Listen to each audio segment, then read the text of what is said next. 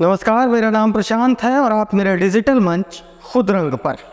क्या 2024 के लोकसभा चुनाव से पहले भारतीय जनता पार्टी की उल्टी गिनती शुरू हो चुकी है? क्या उत्तर प्रदेश में भाजपा का जो 80 सीटें जीतने का सपना है वो पूरा हो पाएगा? क्या इंडिया गठबंधन, प्रधानमंत्री नरेंद्र मोदी वाले गठबंधन एनडीए को 2024 में वाकई में उखाड़ फेंकेगा क्या?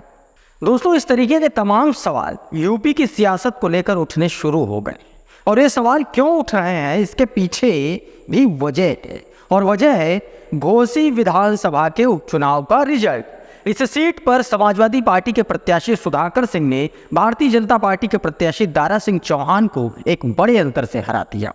इस सीट पर पूरे प्रदेश की नजरें टिकी हुई थी।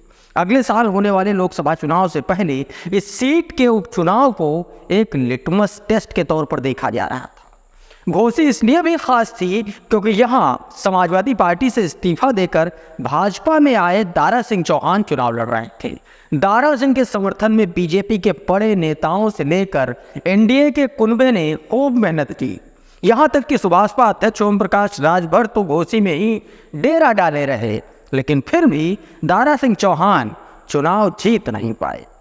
ये चुनावी नतीजा बीजेपी का दामन थामने वाले दारा सिंह चौहान की लोकप्रियता का इम्तिहान ही नहीं था, बल्कि वोट ट्रांसफर कराने वाले दलों के पाले में लाने की बीजेपी की रणनीति की भी तगड़ी परीक्षा थी, बड़ी परीक्षा थी। दारा सिंह चौहान 2022 से पहले भारतीय जनता पार्टी में थे और योगी सरकार के पहले कार्यकाल में मंत्री पद पर भी थे, लेकिन चुनाव से ठीक पहले वो समाजवादी पार्टी में शामिल हुए और विधायक बने। लेकिन एक ही साल में समाजवादी पार्टी से उनका मोह भंग हो गया। उन्होंने विधायक पद से अपना इस्तीफा दे दिया और फिर बीजेपी में आ गए। जानकार मानते हैं कि उन्होंने विधायकी से इस्तीफा इसीलिए दिया था क्योंकि भाजपा की तरफ से उन्हें मंत्री बनाने का ऑफर दिया गया था, लेकिन उन्होंने सपा से इस्तीफा दे दिया। अब उनके साथ खेल हो गया।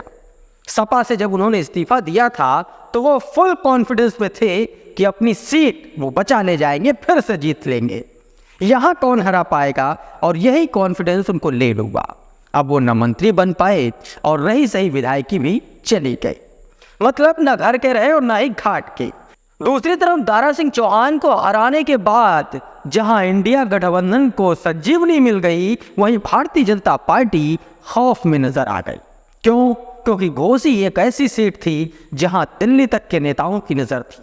यहां मुख्यमंत्री योगी आदित्यनाथ से लेकर बीजेपी के कई फायरब्रांड नेताओं ने जमकर प्रचार किया था, लेकिन फिर भी जीत नहीं दिला पाए।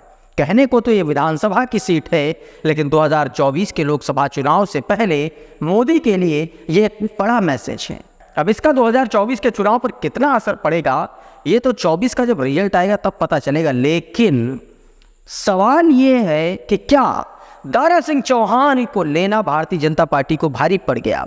क्या भारतीय जनता पार्टी ने जिन ओम प्रकाश राजभर को लेकर के आई, जिन पर जिम्मेदारी थी, उनको लाना भारतीय जनता पार्टी के लिए नुकसान का सौदा हुआ? ये नए सिरे से सोचने वाली बात होगी कि क्या एनडीए में और खास तौर पर उत्तर प्रदेश में जिस तरीके की पार्टियां हैं, चाहे वो अपना दल हो, चाहे वो सुभाषपा हो, चाहे वो निषाद पार्टी हो, और चाहे दारा सिंह चौहान खुद हो, इन सब के बावजूद, इतने गठबंधनों के बावजूद दारा सिंह चौहान चुनाव नहीं जीत पाए। वो भी तब जब कहीं राजभर का वोट था, कहीं निषाद का वोट था और कहीं दारा सिंह चौहान का खुद का वोट था, तो कहीं सोनेलाल पटेल वाली पार्टी का वोट था।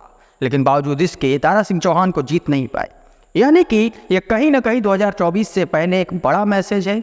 बड़ा मैसेज उत्तर प्रदेश के योगी आदित्यनाथ सरकार को, बड़ा मैसेज दिल्ली में बैठे आला कमान को कि क्या मिशन 80 2024 में पूरा हो पाएगा।